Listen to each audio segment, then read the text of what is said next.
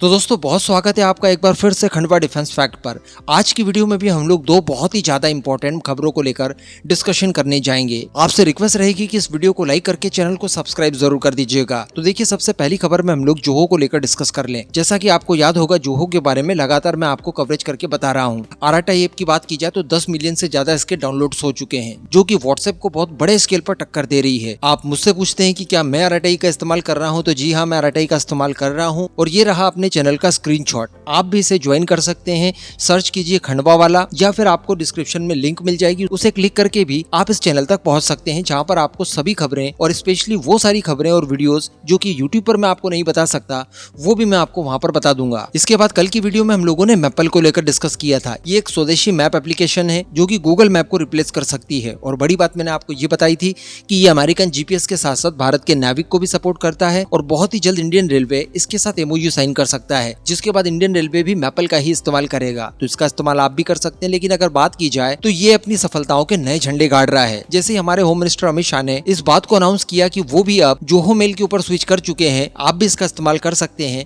इसके बाद खबर निकल कर ये आ रही है कि लगभग 12 लाख कर्मचारी जो कि सेंट्रल गवर्नमेंट के होंगे, वो बताया जा रहा है कि अब सीधे जोहो प्लेटफॉर्म पर स्विच करने जा रहे हैं। जी हाँ, यानी केंद्र सरकार, मोदी सरकार के दायरे में आने वाले जितने भी ब्यूरोक्रेट्स हैं, ये सभी के सभी अब जोहो मेल का ही इस्तेमाल करेंगे बजाय जीमेल के, जिनकी संख्या बताई जा रही है 12 लाख 1.2 मिलियन। तो देखिए, ये एक बहुत ही ज्यादा अच्छी पहल है। यहाँ पर हम लोग हमेशा यही चाहते थे कि किसी भी तरह के कोई स्वदेशी उत्पाद का इस्तेमाल सबसे पहले भारतीय सरकार इस्तेमाल करे, ताकि आम लोगों को भी इसके ऊपर विश्वास हो और लोगों के जहन में ये बात अंदर तक जाए कि देखिए, हमारी गवर्नमेंट भी इसका इस्तेमाल कर रही है, तो क्यों ना हम भी इसका इस्तेमाल करें। ये एक बहुत ही ज्यादा अच्छा इनिशिएटिव माना जा सकता है। इसके अलावा हम लोग सोशल मीडिया के माध्यम से हमारी स्टेट गवर्नमेंट्स के ऊपर भी दबाव डाल सकते हैं कि वो भी अपने कर्मचारियों को जीमेल वगैरह के बजाय जोहो मेल पर स्विच कराए। अब अगली खबर की अगर बात की जाए तो ये भारत और रशिया के ट्रेड संबंधित है, जिसको लेकर मैंने सूचनाएं आपको कुछ सप्ताह पहले दे ही दी थी। आप सभी को शायद याद होगा, मैंने आपको बताया था कि हमारे वो सारे उत्पाद जो कि ट्रम्प के टैरिफ्स की वजह से बाधित हुए हैं और अब वो अमेरिका के मार्केट से लगभग बाहर हो चुके हैं,